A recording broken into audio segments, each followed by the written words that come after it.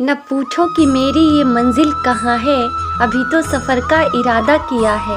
न हारूंगा हौसला उम्र भर, यह मैंने किसी से नहीं खुद से वादा किया है। नारद जी वह रक्त लेकर नारायण जी के पास पहुँचे और कहा, आपके लिए मैं औषधि ले आया हूँ।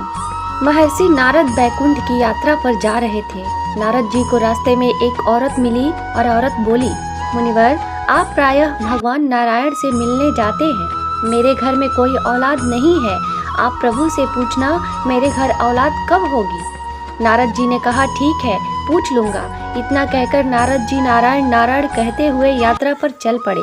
बैकुंठ पहुंचकर नारायण जी ने नारद जी से जब कुशलता पूछी तो नारद जी बोले, जब मैं आ रहा था तो रास्ते में एक औरत जिसके घर कोई औलाद नहीं है, उसने मुझे आपसे पूछने को कहा कि उसके घर पर औलाद कब होगी।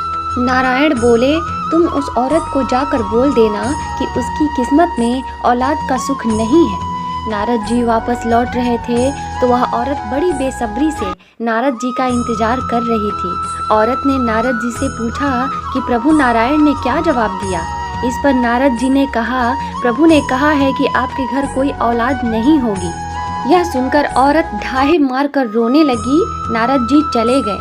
कुछ समय बीत गया। गांव में एक योगी आया और उस साधु ने उसी औरत के घर के पास ही यह आवाज़ लगाई कि जो मुझे एक रोटी देगा मैं उसको एक नेक औलाद दूंगा।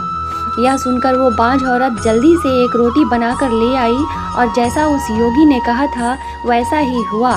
उस औरत के घर एक बेटा पैदा हुआ।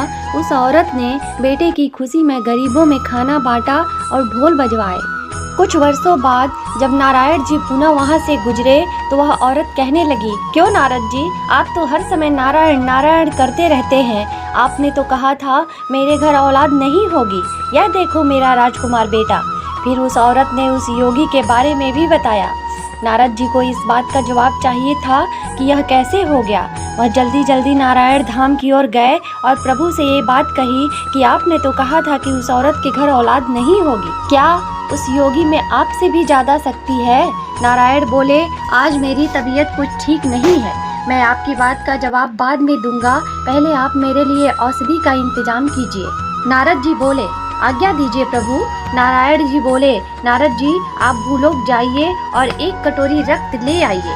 नारद जी कभी इधर कभी उधर घूमते रहे पर एक प्याला भर रक्त नहीं मिला। उल्टा लोग उपहास करते कि नारायण बीमार है। चलते चलते नारायण जी किसी जंगल में पहुँचे।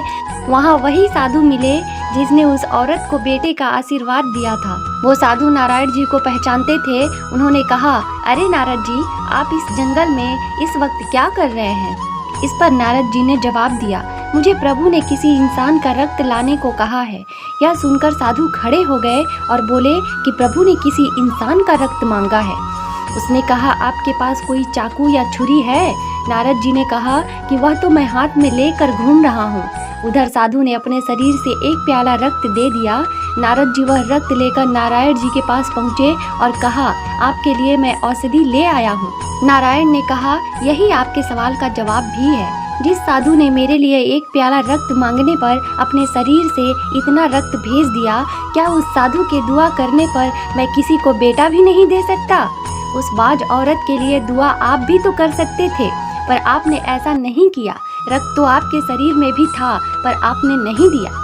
मनुष्य का भाग्य केवल प्रारब्ध से निर्मित नहीं होता, अपितु सद्कर्म और आशीर्वाद से भी प्रभावित होता है। दोस्तों, अगर ये वीडियो पसंद आई हो तो इसे लाइक कीजिए और चैनल पर नए हो तो चैनल को सब्सक्राइब कीजिए। Thank you, bye.